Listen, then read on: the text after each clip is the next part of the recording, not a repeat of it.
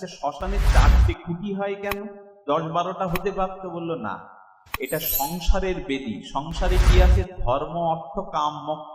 মানুষ অর্থ চায় প্রয়োজন মিটাবার জন্য, আর মানুষ অর্থের দ্বারা কামনা বাসনা পূরণ করতে চায়, আর কামনা বাসনা অর্থ যাতে নষ্ট না হয় তাই ধর্ম চর্চা করে, আর মরার পরেও যাতে স্বর্গ সুখ পায়, মুক্তি পায়, যেন মোক্ষ বাঞ্ছা করে। এই 4টি হলো পুরুষার্থ, এই 4টি হলো ওই 4টে বেদি, সংসারের খুঁটি ওই 4টে। ওর মাঝখানে দেহে জীবন আত্মারূপে আমি একদিন বেঁচেছিলাম। পেছন দিক দিয়ে কুড়োল দিয়ে ভেঙে দেওয়া, এই কুড়োলটা হলো মৃত্যুর প্রতীক। মৃত্যু সামনে জানিয়ে আসে না, সাল তারিখ দিন জানিয়ে আসে না, পেছন থেকে এই জন্য ভেঙে দেওয়া হয়। আর কলসিটা ভেঙে দিলে জলটা গড়িয়ে যায়, ভাঙা কলসি পড়ে থাকে। অদ্ভুত কথা বলে তখন জ্ঞানীরা, ওদিকে আর কেউ ফিরে। ভগবান বলছেন, এই দেখ, গরুগুলো গোয়ালে আছে, টাকাগুলো সিন্ধুকে ব্যাংকে আছে, স্ত্রী পুত্র বন্ধু শ্মশানে এলো, এখন তোর দিকে ফিরে তাকাবার মতো জগতে আর কোনো ভালোবাসার কেউ নেই। সবাই বলছে ফিরে চলো বাড়ি, ওর দিকে কেউ তাকিও না। এই জন্য ভগবানের আর এক নাম দীনবন্ধু। ওই ওপার থেকে, ব্রহ্ম ওপার থেকে ভগবান তখন হাত বাড়িয়ে বলছেন, আয় ঘরের ছেলে ঘরে আয়, আর কত ভূতের বোঝা বইবি, আর কত সংসার জ্বালায় জ্বলবি, আয় ঘরের ছেলে ঘরে আয়। ওই মহা সিন্ধুর পার থেকে দীনবন্ধু ভগবান হাত বাড়িয়ে সেদিন আমাকে এগিয়ে নেবেন, আর কোনো বন্ধু সেদিন না। সে বন্ধুর কথা কি একবারও আমাদের মনে আছে যে তিনি সেদিন হাত বাড়িয়ে আমাকে তার কাছে ডেকে নেবেন নিজ আলায়? এসব কথা আমরা যথাযথ অনুধাবন করি না। অনুধাবন যদি করতাম তাহলে জগৎ সংসারে আমরা এমনি করে ভগবান ভুলে থাকতে পারতাম না। আপনাদের সম্বন্ধ তত্ত্ব বলছিলাম, একমাত্র ভগবানের সাথে সম্বন্ধটাই আমাদের প্রকৃত সম্বন্ধ। এই সম্বন্ধ যারা আজও করেননি, আজও যারা জগতের মোহ কামনায় ভুলে আছেন, তাদের জীবনে খেসরাত দিতে হবে। মহা অভিশাপ নেমে আসবে, মৃত্যুর পরে আমাদের কোনো গতি হবে না, আবার শূকর কুকুরে জন্মাতে হবে, আবার হিংস্র শপথ হিংস্র জীবজন্তুতে পতিত হতে হবে। এ কোনো ভয় দেখানো কথা না। নারদ বলছেন এক মায়াশঙ্করকে, ওগো তুমি এইবার একটু ভজন সাধন করো, আমার সাথে বৃন্দাবনে চলো। সাধুরূপী নারদকে সেই মায়াবদ্ধ কামনা অন্ধ জীব তখন বলছেন, আমার মেয়ে সায় না, বয়স্তা, মেয়ে বিয়ে না হলে আমি বৃন্দাবনে, আমরা যেরকম বলি ব্রাকেট দিয়ে দিই। নারদ চলে গেল। কয়েক বছর পরে এসে বলছেন, মায়াশঙ্কর বাড়ি আছো? তার ছেলে বেরিয়ে বলছে, বাবা তো মারা গেছে সাধু বাবা। নারদ তখন ধ্যানের দ্বারা অচন্তীয় শক্তিতে জানলো মারা গেল, কিন্তু ওর গতি কি হলো? তো ভজন করেনি, কৃষ্ণ ভজন করেনি। কি দেখলো জানেন? নারদ দেখলো ওই পাশের গ্রামে সে শূদ্রের ঘরে জন্ম নিয়ে 25-30টা মহিষ রেখে বেড়াচ্ছে বিল খালে।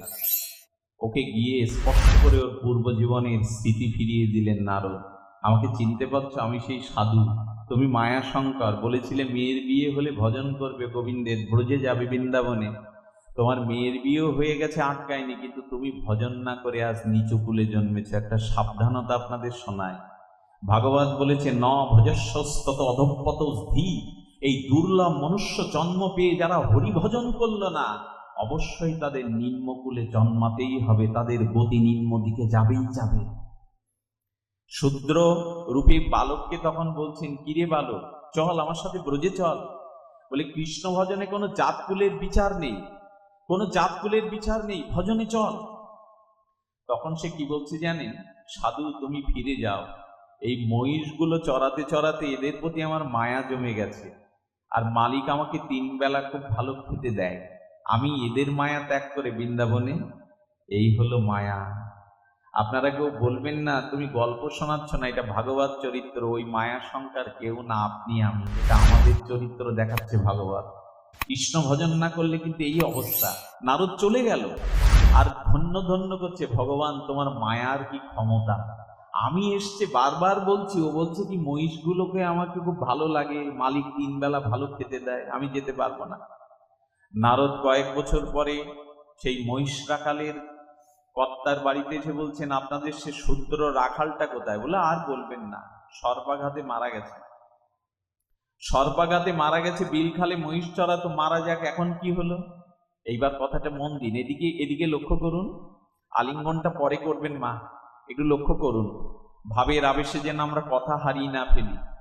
নারদ তখন দেখলো ওই সর্পাঘাতে রাখালটা শূদ্র মারা যাওয়ার পরে একটা কুকুর হয়ে ধনির গৃহে জন্মগ্রহণ করেছে। এটা কিন্তু ওর কথা না, আপনার আমার কথা। আমাদের গতিও এই। আমরা ভজন না করলে, কৃষ্ণ ভজন না করলে আমাদের গতি অধঃপত স্থির। কুকুরটাকে স্পর্শ করে নারদ শক্তি ফিরিয়ে দিয়ে বলছে, কিরে আর কত নিচে নাচবি, এইবার ব্রজে চল, এইবার ভজন কর। ভজনে ছাড়া তো আনন্দ নাই। এই জগতে মিথ্যা, সবকিছু কামনা প্রসূত, দুঃখময়। চল। কুকুর তখন বলছেন, কুকুর জন্মে তো হরিভজন হয় না। নারদ কি বলল জানেন? ওরে, কুকুর জন্মেও ভগবত ভজন হয় যদি বৈষ্ণবের দ্বারে গিয়ে পড়তে পারিস। বৈষ্ণবের প্রসাদ পেয়ে। এর একটা বাস্তব দৃষ্টান্ত কি জানেন? নবদ্বীপে সমাজবাড়ি, বিখ্যাত নবদ্বীপের ধাম সমাজবাড়িতে প্রতিদিন বাবাজি মহারাজ পাঠ করতেন বিকেলে, ভাগবত পাঠ। একটা কুকুর এসে ওই সব রাধারমন বাবাজি মহারাজ এই সমাজবাড়িতে, কুকুরটা এসে ওই বাবাজির পাশে বসে কানটা খাড়া করে দুপা সামনে দিয়ে হরিকথা শুনত। বাবাজি ওকে ভক্ত বলে মাথায় হাত বোলাতেন, প্রসাদ দিতেন, আর ভক্তদের বললেন ওর জায়গাটা ছেড়ে দেবে, ওর পূর্বজন্মে অনেক ভজন আছে, কোনো মারাত্মক অপরাধে পশুজনিত এসছে, কিন্তু ওর ভজন নষ্ট হয়নি, কারণ ভজন নষ্ট হয় না। আপনার এই যে হরিকথা শুনছেন, কোনো জন্মে এই স্বীকৃতিটা, ভক্তিটা নষ্ট হবে না। অন্য সব নষ্ট হলে এটা হয় না। বাবাজি মহারাজ পাঠ করতে করতে ভাবাবিষ্ট হয়ে পাঠ করে চলেছেন। পাঠ বিশ্রামান্তে ভক্তরা স্বগৃহে প্রত্যাগমন করেছেন। কুকুর ভক্তটার মাথায় হাত দিকে রাধারমন দাস বাবা বলছে, কিরে তুই যাবি না? যেই মাথায় হাত দিয়েছে, মাথাটা কাত করে, আসলে সে ভাগবত শুনতে শুনতে ওইখানেই প্রাণ ত্যাগ করেছে। বাবাজি মহারাজ তাকে বুকের ভিতরে নিয়ে কাঁদছে আর বলছে, ওরে, সাধু সঙ্গে ধামে বসে হরিকথা শুনতে শুনতে তোর দেহ অন্ত হলো, প্রাণ অন্ত হলো, আশীর্বাদ করে যা আমায়, আমারও যেন এমন গতি হয়, আমিও হরিকথা শুনতে শুনতে যেতে পারি। বাবাজি মহারাজ কুকুরটাকে জড়িয়ে, কি কান্না! হ্যাঁ, বাবাজি মহারাজ তার অন্ত্যেষ্টি ক্রিয়া করে কি করলেন জানেন? পৃথিবীর বুকে এর কোনো দ্বিতীয় দৃষ্টান্ত নেই। সিদ্ধ রাধারমন দাস বাবাজি, নাম নিষ্ঠ মহাপুরুষ, বলিষ্ঠ মহাপুরুষ, দাঁড়ে দাঁড়ে কুকুরগুলোকে গ্রামে গ্রামে নিমন্ত্রণ করে বলছেন, ওগো ভক্তগণ, আমার ভক্তের মহোৎসব হবে সমাজ বাড়িতে, তোমরা নিমন্ত্রিত, তোমরা মহাপ্রভুর প্রসাদ পেয়ে যে। কুকুরের মহোৎসব কেউ করে? ভক্তের দুয়ারে গেলে শুদ্ধ কৃষ্ণ ভক্ত তাকে উদ্ধারের জন্য হরিনাম প্রসাদ সেবাদি দিয়ে তাকে উদ্ধার করে। যেদিন বাবাজি মহারাজের এই দশা থেকে সবাই উক্তি করতে লাগলো, ওনার মাথা খারাপ হয়ে গেছে। কুকুর কখনো নিমন্ত্রণ করলে আসে? কুকুরের কেউ মহোৎসব করে? সাধারণ লোকের তো এই দূরদৃষ্টি নাই। বাবাজি মহারাজ মহাপ্রভুকে ভোগ লাগিয়ে মহোৎসব করলেন। দেখতে দেখতে 500-600 কুকুর এসে পাত পেতে বাবাজি মহারাজের মহাপ্রভুর লাগানো ভোগ পেলেন। রাত্রে বাবাজি মহারাজকে স্বপ্নেতে বলছেন দেবতারা, বাবাজি, আমরা কুকুরের রূপ ধরে দেবতারাও তোমার অঙ্গনে গিয়েছিলাম মহাপ্রভুর প্রসাদ পেতে। সেন সেবানন্দ ইনি মহাপ্রভুর খুব বড় ভক্ত। উলোধ্বনি একবার করে দিবেন পাঠের মধ্যে। সেন সেবানন্দ তিনি মহাপ্রভুর প্রিয় ভক্ত, ধনী ভক্ত। মহাপ্রভু বলেছেন, পুরী ধামে জগন্নাথ ক্ষেত্রে যখন আসবে, তুমি সবাইকে খরচ দিয়ে নিয়ে আসবে। সেন সেবানন্দ নিত্যানন্দ প্রভু সহ গৌরীয় ভক্তদের নিয়ে লীলাচলে চলেছে। হঠাৎ করে একটা কালো কুকুর ওই সেন সেবানন্দের ভক্ত তীর্থযাত্রীদের মধ্যে এসে পড়েছে। তখন সেন সেবানন্দ বলছেন, মহাপ্রভু আমাকে নিয়ে যেতে বলেছেন সবাইকে আদর করে। সেবককে বলছেন, আমাকে যে প্রসাদ দেবে ওই কুকুরটাকে তাই দেবে, খবরদার যেন ভুল না হয়। বৈষ্ণবী বোঝে জীবের দরদ। হইতাম যদি বৈষ্ণব দ্বারেরও কুকুর, প্রসাদ দিয়ে তরাইতেন বৈষ্ণব ঠাকুর। এত মহিমা। আমার কি মনে হয় জানেন, আমি আমাদের সাথে ভক্তদের নিয়ে একবার কীর্তন করছি, নগর কীর্তন। 5-7টা কুকুর জটলা পাকিয়ে ঘেউ ঘেউ করছে জোরে জোরে। তারা কামড়াবার জন্য না, আমি হঠাৎ করে তাদের দিকে তাকিয়ে কি আবিষ্কার করলাম জানেন? ওই হরিনাম খোলকত্তালের মধুর ধ্বনি শুনে কুকুরগুলো চিৎকার করে কি বলছে জানেন? বলছে, ওগো, তোমার থেকেও তো আমার কণ্ঠে জোর আছে, তোমার থেকে আমার জিহ্বাটা আরো দীর্ঘ। কই, আমি তো কৃষ্ণ বলতে পারছি না চিৎকার করে। আমি চেষ্টা করছি কৃষ্ণ বলবার, আমি তো পাচ্ছি না। তোমরা আশীর্বাদ করো, কোন জন্মে যেন তোমাদের মতো দুর্লভ মনুষ্য জন্ম হয়ে হরি বলতে পারি। হরিদাস ঠাকুর বলেছিল মহাপ্রভুকে, প্রভু, সব জীবের জিহ্বা আছে, কিন্তু মানুষের জিহ্বা ছাড়া তো কৃষ্ণ বলতে পারে না কোনো জিহ্বা। তার মানে আমাদের দেহটা, আমাদের মনুষ্য জন্মটা ভজনের জন্য পাওয়া।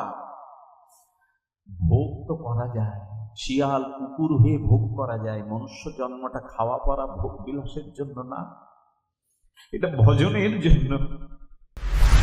শ্রীধাম বৃন্দাবনে আমরা আগামীকাল আপনাদের আশীর্বাদ হলে রাধাকুণ্ডে যাব, বৃন্দাবনের উদ্দেশ্যে আগামীকালই যাব। অনুষ্ঠানটার জন্য একদিন পিছিয়ে গেছে। ওইখানে কি করে জানেন?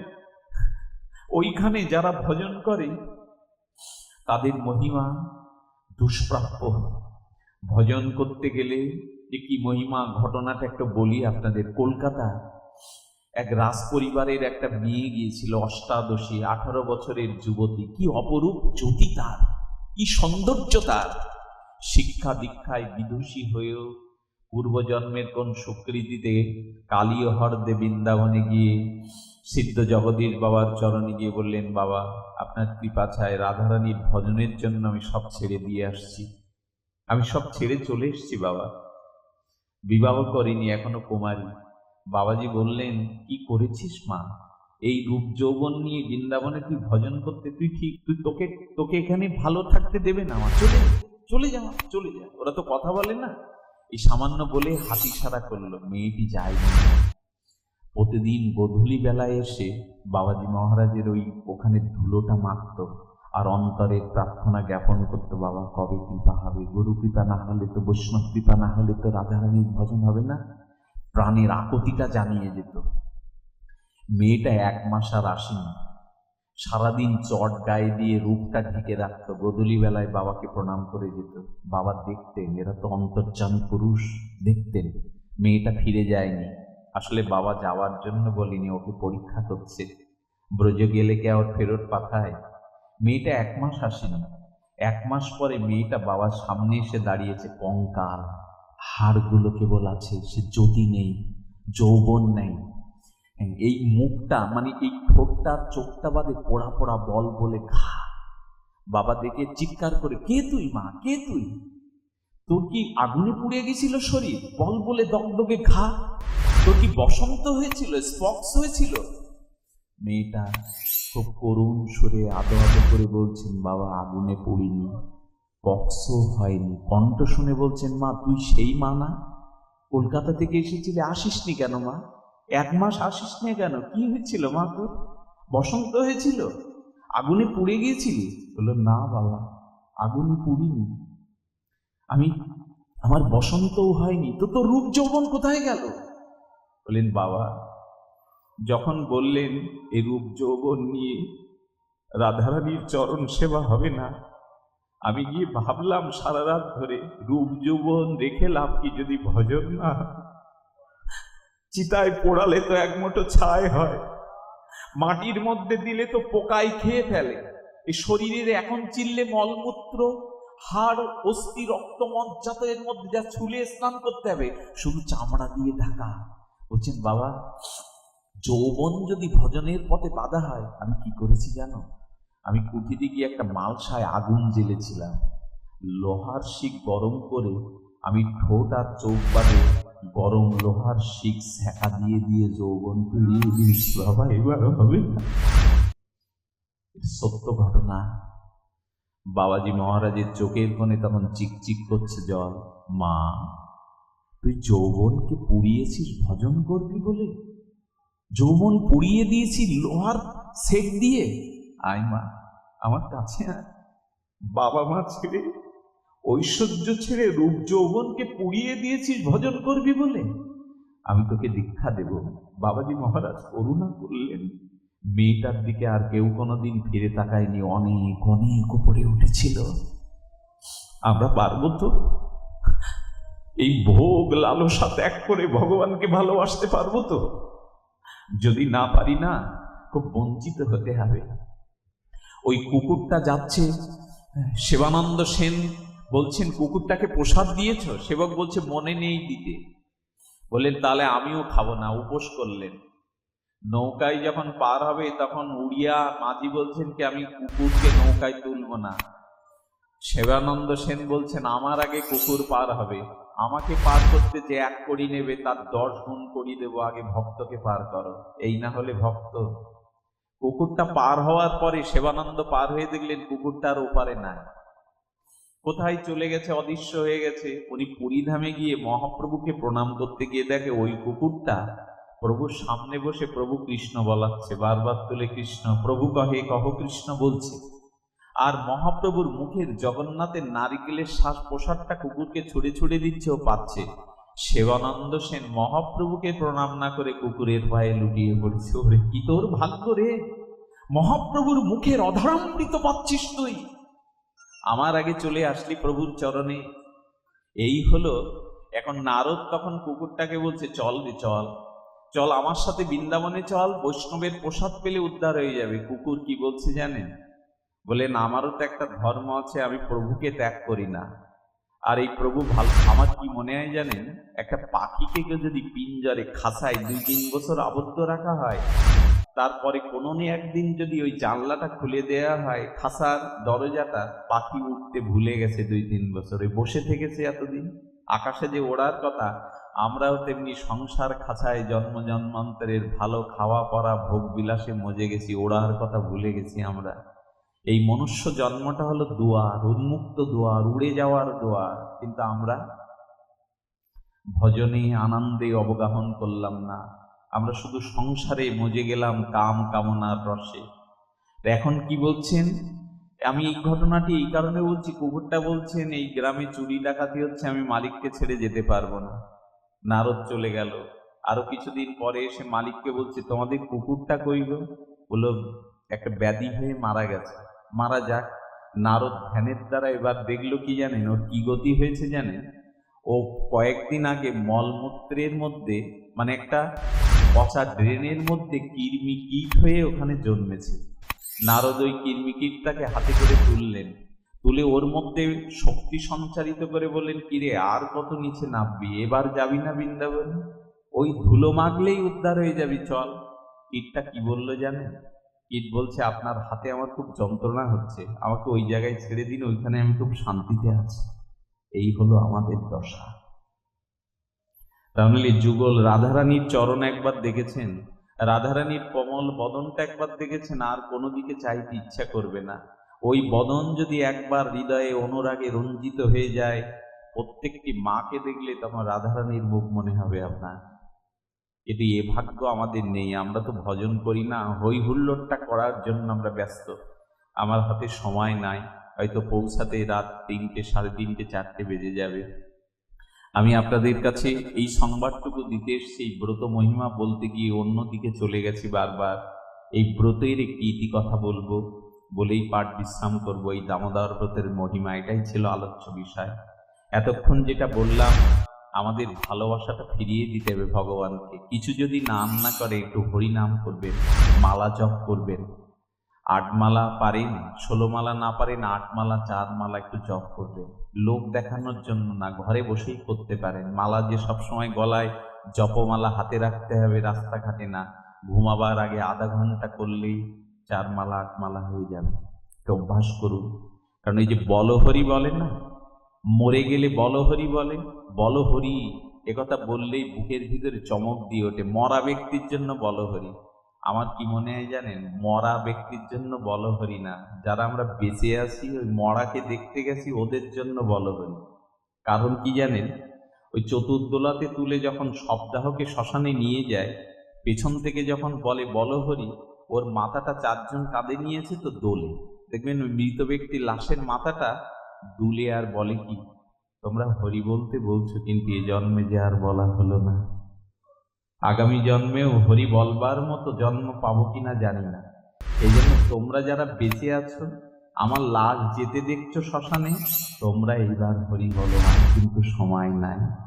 আমরা কত বড় অবুঝ, আমরা মনে করি মরা ব্যক্তির জন্য বলো হরি, কিন্তু না, যে বেঁচে আছে তাকে বলছে এইবার অন্তত হরি বলো। সময় তো ফুরিয়ে এসছে। নলিনী দল জল জীবন টলমল, পদ্মপত্রের উপরে জলটা তরঙ্গ আয়িত হয়ে কখন যে পড়ে যায়, তোমার আয়ুটাও ফুরিয়ে যাবে, এবার হরি বলো। আমরা বুঝেছি মরার জন্য, না।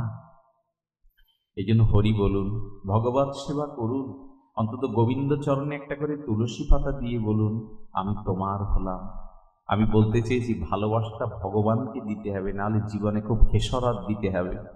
ভালোবাসাটা ভগবানকে দিলে কি হয় জানেন, একটু জল তুলসীকেও যদি গোবিন্দকে দিয়ে দেয়, এটার নাম প্রেম। আর নিজের ভোগের জন্য যেটা করা হয় সেটা হলো কাম আর প্রেম। আত্মেন্দ্রিয় প্রীতিবাঞ্ছা, নিজের সসুখের জন্য আমরা যা কিছু আয়োজন করি তার নাম কাম।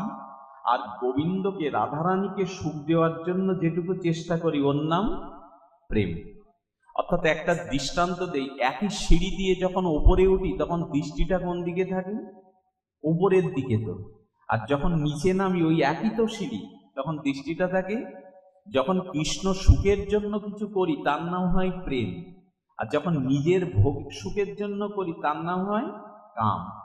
কাম হলো অমাবস্যার অন্ধকার, আর প্রেম হলো, কৃষ্ণ সেবা হলো দিবাভাগের আলোক উজ্জ্বল দিন। কাম হলো মরিচা পড়া লোহা, আর প্রেম হলো সোনা স্বর্ণ। কাম হলো প্রতি দুর্গন্ধ নরক, আর প্রেম হলো নন্দন পুষ্পিত কানন। কাম প্রেমটা কি করে বোঝায় আপনাদের? নিজের সসুখ বাসনা, এটাকে বলে কাম, মানে নিজের দিকে যেটা সুখের জন্য টানছেন এটা কাম। আচ্ছা, একটা প্রদীপ, ওই প্রদীপের আগুনটা যে আগুন দিয়ে জ্বালা হয়েছে ওই আগুন দিয়ে তো ঘরও পোড়ানো যায়, দুটো কি এক হয়? প্রদীপে আগুন দেওয়া আর কারো ঘরের চালে আগুন দেওয়া কি দুটো এক হয়? তেমনি নিজের সুখের জন্য আমরা যা কিছু করি তাকে বলে কাম। এই এখানে কথা বলছে কারা? নিজের সুখের জন্য যা চেষ্টা করি তাকে বলে কাম, আর কৃষ্ণ সুখের জন্য যেটা করি তার নাম প্রেম। ওঠায় কাম নিচে নামায়। এটা অদ্ভুত কথা, গুরু বাবা দৃষ্টান্ত দিয়েছেন। এই কথার মর্মস্পর্শী কথা। একটি প্রস্ফুটিত গোলাপের বাগানে দুজন যুবক ঢুকেছে সকালবেলা, শিশির সিক্ত সুগন্ধি গোলাপ। একটা যুবক গোলাপ তুলছে আর ভাবছে আমার প্রেয়সী সুন্দরী যুবতী স্ত্রীর খোপায় এটা দিয়ে দেব।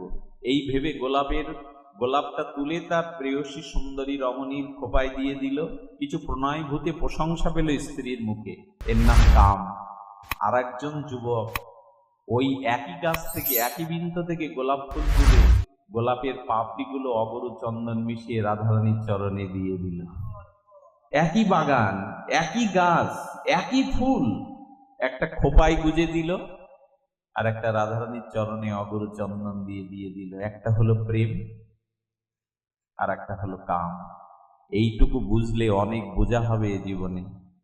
নিজের সুখের জন্য অনেক কিছু করেছেন, এইবার তার সুখের জন্য একটু চেষ্টা করতে হবে। এটা না করলে কিন্তু জীবনে ঘোর অমানুষা নেমে আসবে। আমি আপনাদের দামোদর ব্রতের ছোট্ট একটি কথা শুনিয়ে পাঠ বিশ্রাম করি। ভগবান বলছেন, কোন ভক্ত যদি আজও আমাকে বাঁধতে চায় আমি তার কাছে ধরা দেই। অহং ভক্ত পরাধীন। আমি ভগবান স্বাধীন হলেও একটা জায়গায় পরাধীন, সেটা হলো ভক্তের কাছে আমি পরাধীন। এই জন্য বললেন, কন্তেও প্রতি জানাহি নমে ভক্ত প্রণশ্যতি। হে অর্জুন, তুমি জগৎকে দৃঢ় কণ্ঠে ঘোষণা করে দাও আমার ভক্তের বিনাশ নেই। অর্জুন তখন বলছেন, এ কেমন কথা সখা? আচ্ছা, আমি যদি জগৎবাসীকে বলি আমার ভক্তের বিনাশ নেই, লোক তো আঙুল তুলে বলবে তুমি ভগবান নাকি? তুমি অভয় দিচ্ছ অর্জুন। এই জগতে সব জীব তো কৃষ্ণ আপনার ভক্ত, আপনার দাস, আপনি বলুন কথাটা।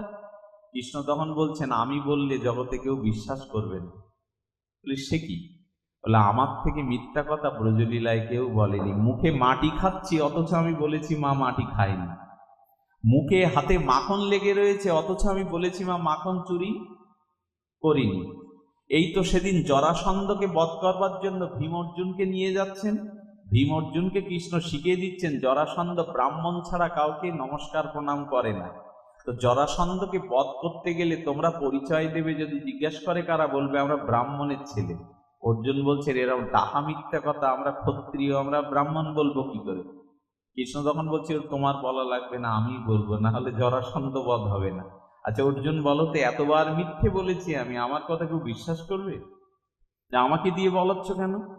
শোনো অর্জুন, আমি আমার কথা নাও রাখতে পারি, এটা আমার ভক্ত মুখ দিয়ে যেটা বলে, আমি সর্বশক্তি দিয়ে ভক্তের বাক্যকে রক্ষা করি। কতটা ভক্তাধীন ভগবান, এই জন্য ভক্ত তার খুব প্রিয়। আমি একটা কথা শুনেছিলাম, এই আসরে বলা ঠিক হবে কিনা, জনসমক্ষে বলা ঠিক হবে কিনা জানি না। গুরু মহারাজ রাধাকুণ্ডে বলেছিলেন, কৃষ্ণকে যারা ভক্তিভারে প্রেমভাবে একটা জল তুলসী দেয়, কৃষ্ণ তখন ঋণ হয়ে যান ওই ভক্তের কাছে। কৃষ্ণকে জল তুলসী দেয় যেই জন, তার ঋণ শোধ করিতে কৃষ্ণ করেন চিন্তন। কৃষ্ণ চিন্তায় পড়ে যায়, ও তো কিছু চাইনি আমার কাছে, আমাকে ভালোবেসে একটু ফুল তুলসী দিয়েছে, আমি এখন ও ঋণ শোধ করবো কি করে? কারণ ভক্ত তো ভগবানের কাছে কিছু। এই যে দুর্গা পূজা হয়ে গেল, আমরা কি বললাম মন্ত্র? যশং দেহি, ধনং দেহি, পুত্রং দেহি, যশ, এই তো শুধু দাও আর দাও। আমাদের মন্ত্র কি জানেন? আমাদের বলতে ভক্তির মন্ত্রটা কি জানেন? মহাপ্রভু ওটা শিখিয়ে দিয়ে গেছে। শিক্ষাষ্টকে মহাপ্রভু বলছেন, ন ধনং ন জনং সুন্দরীং কবিতাং বা জগদীশ কাময়ে মম জন্মন জন্মনেশ্বরের ভগবত ভক্তি অহিতুকিতই। ওই এর মধ্যে তো নিজের কিছু চাওয়া নেই। বলেন আমি ধন চাই না, আমি মান চাই না, আমি সুন্দরী প্রিয়া চাই না, আমি কবিত্ব প্রতিভা চাই না। হে আমার জন্ম জন্মনীশ্বর, তোমার চরণে যেন আমার অহিতুকি ভক্তি হয়, কোনো হেতু নেই। একটা মার্মিক কথা বলে যায় আজকের অনুষ্ঠানের শ্রেষ্ঠতম কথা, ভগবানের ভজন পূজন হরিনাম যেটুকু করবেন, কোনো কামনা বাসনা নিয়ে করবেন না, বরঞ্চ স্বয়ং ভগবানও যদি আপনাকে দিতে চায় কিছু বলবেন, না চাইতেই তো জগৎ ভরিয়ে দিয়েছ, পাখির কণ্ঠে কলকাকলি দিয়েছ, ফুলের পক্ষে সুগন্ধ দিয়েছ, নদ নদী ভূমি আকাশ বৃক্ষলতা দিয়েছ, দেখবার জন্য চক্ষু দিয়েছ, ভজনের জন্য দেহ দিয়েছ, আস্বাদনের জন্য জিহ্বা দিয়েছ, তোমাকে ডাকবার জন্য কণ্ঠ দিয়েছ, পিতামাতার স্নেহ দিয়েছ, প্রেয়সীর প্রণয় দিয়েছ। এখন সবটুকু তোমাকে দেওয়ার পালা, আমার কিছু চাই না। এটাই ভক্তি। 10 গন্ডা চাওয়া পাওয়া নিয়ে দেবদেবীর পূজা করলে পুণ্য হয়, ওতে স্বর্গে যাওয়া যায়, ওখান থেকে আবার পড়ে যেতে হয়। কিন্তু ভক্তি হলে তার আর পতন হয় না। আচ্ছা কেউ রোজগার করে 1 ডলা সোনা কিনতে পারে 1 ভরি, কেউ একটু হীরের টুকরোও কিনতে পারে, কিন্তু পরশপতর কেনা যাবে তো? যা লোহাতে সোয়ালে সোনা হয়ে যায়, এটা পাওয়া যায় তো সবখানে? বলেন ভক্তি পাওয়াটা পরশপতর পাওয়া, আর দেবদেবীর পূজা করে যে পুণ্য করি, দান ধ্যান যজ্ঞ করে, ওগুলো হলো সোনা পাওয়ার মতো। স্বর্গে যাওয়া যাবে, কিন্তু গোবিন্দ চরণ পাওয়া যাবে না, জন্ম মৃত্যু এড়ানো যাবে না।